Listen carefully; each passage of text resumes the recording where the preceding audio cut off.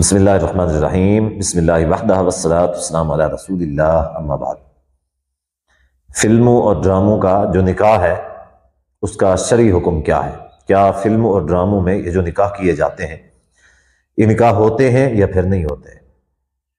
اس حوالے سے social media کے اوپر کئی دنوں سے ایک بحث جاری ہے۔ سننے میں یہ آیا ہے کہ کسی عالم صاحب کا پرانا جو کلپ تھا جس میں انہوں نے کہا کہ یہ جو فلموں اور ڈراموں میں نکاح ہوتے ہیں یہ نکاح ہو جاتے ہیں، یہ نکاح واقع ہو جاتے ہیں۔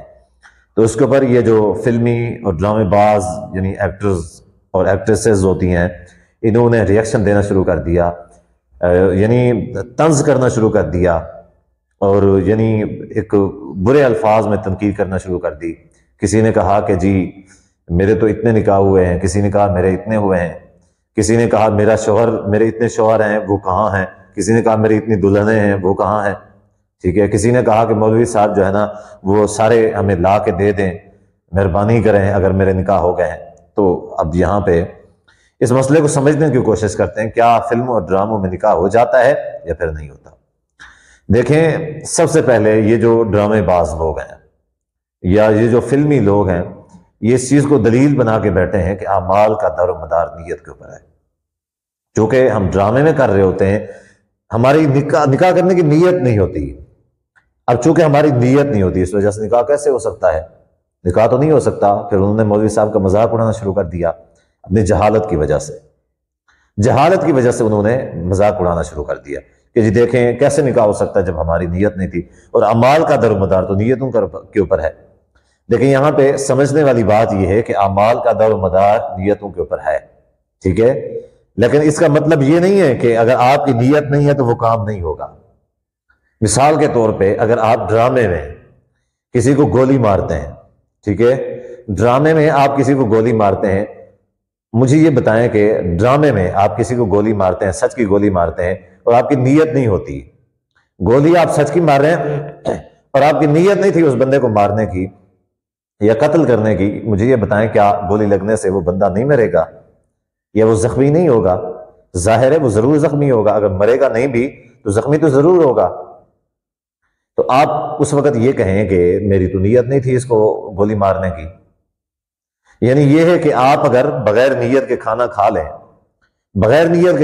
لیں تو اس سے روزہ نہیں ٹوٹے گا، ٹھیک ہے، کیونکہ اس کی نیت روزہ توڑنے کی نہیں تھی، اس نے روزے کی حالت میں یعنی کہ کھانا کھا لیا تو اس کی نیت چونکہ روزہ توڑنے کی نہیں تھی تو بس ٹھیک ہے، اس کا روزہ ٹھیک ہے۔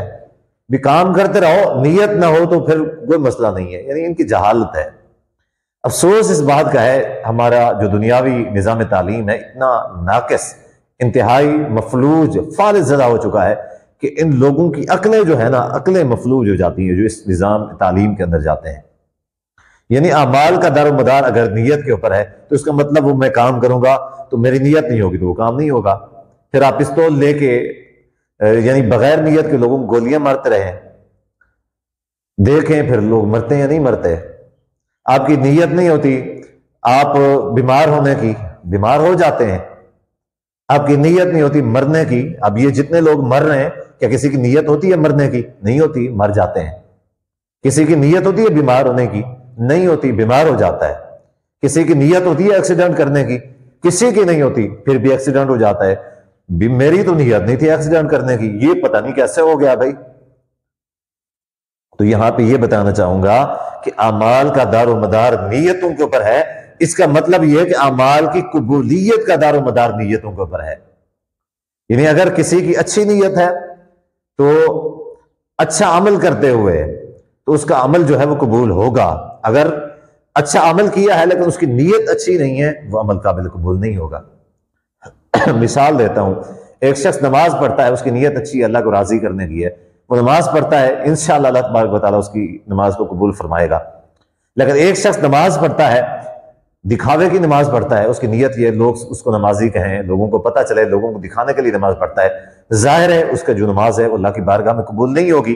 قبول کیوں نہیں ہوگی؟ کیونکہ اس کی نیت اچھی نہیں تھی۔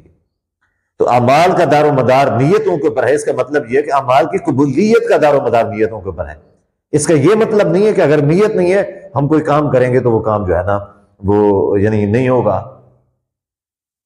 अब आइए हदीस सुनाता हूँ नबी अलैहिस्सलाम की। नबी अलैहिस्सलाम ने फरमाया कि सलासुन जिद्दुहुन्न जिद्दुन वहज़लुहुन्न जिद्दुन। नबी अलैहिस्सलाम ने फरमाया 3 चीजें ऐसी हैं जिनकी मजाक हकीकत है और जिनकी हकीकत भी हकीकत है।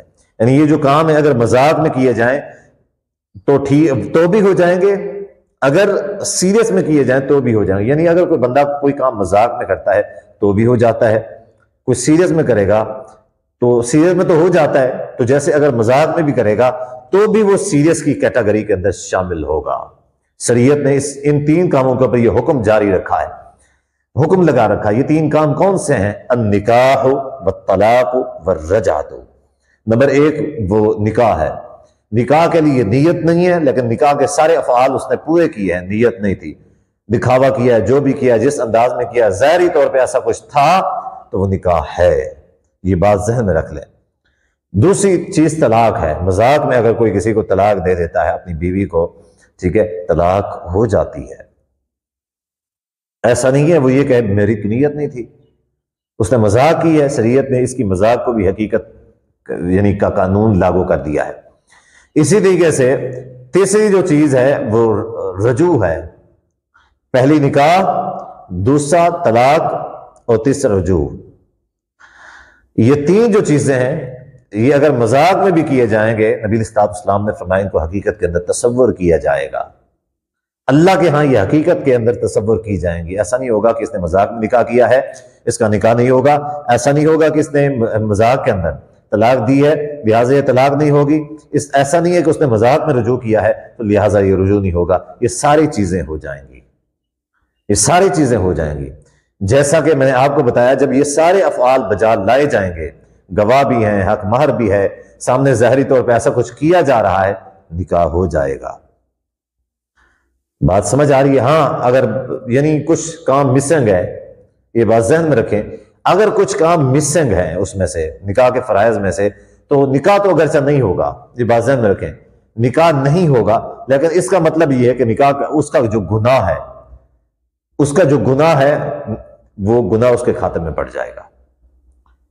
ठीक है, निकाह का जो मजाक उड़ाया गया, कम से कम अगर ये नहीं मानते तो निकाह का जो मजाक उड़ाया जा रहा है उस निकाह के मजाक का कम से कम जो उसके ऊपर कफारा पड़ेगा, यानी उसका जो वबाल है उसके ऊपर पड़ेगा। तो ये कहना कि नीयत नहीं थी, नीयत का दारोमदार जो है ना, अमाल का दारोमदार नीयत के ऊपर होता है, तो भाई आप ऐसा करें ड्रामे के अंदर बगैर नीयत के किसी को गोली मार दें, सच की गोली मारें। जैसे यहाँ पे सच के गवाह आप लोगों ने बिठाए होते हैं, 2 गवाह ज़ाहिरी तौर पे बिठाए होते हैं, ज़ाहिरी तौर पे ठीक है आप लोगों ने वो मौलवी साहब की जब कबूल करवा रहा होता है, ज़ाहिरी तौर पे हक मार होता है, तो आप ऐसा करें ज़ाहिरी तौर पे एक पिस्टल लें, ज़ाहिरी तौर पे आप गोली चलाएं और ज़ाहिरी तौर पे उसको गोली लगनी चाहिए सामने वाले को। फिर आप मुझे ये बताएं कि वो बंदा जख्मी होता है या नहीं होता। अपनी अकल का इलाज करवाएं, दीन इस्लाम का मजाक ना उड़ाएं।